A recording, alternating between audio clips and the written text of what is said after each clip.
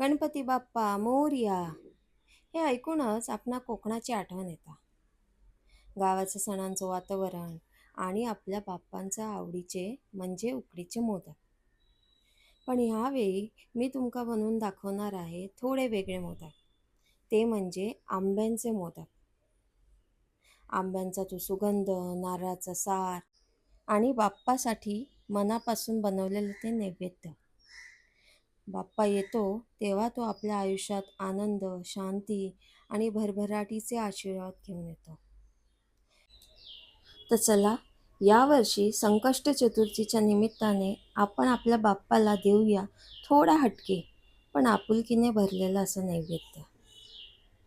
गणपती बाप्पा मोरया, मंगलमूर्ती मोरया. बाप्पा तुमच्या सर्वांची मनोकामना पूर्ण करो, हीच प्रार्थना. चला भेटूया आता पुढच्या व्हिडिओमध्ये. धन्यवाद.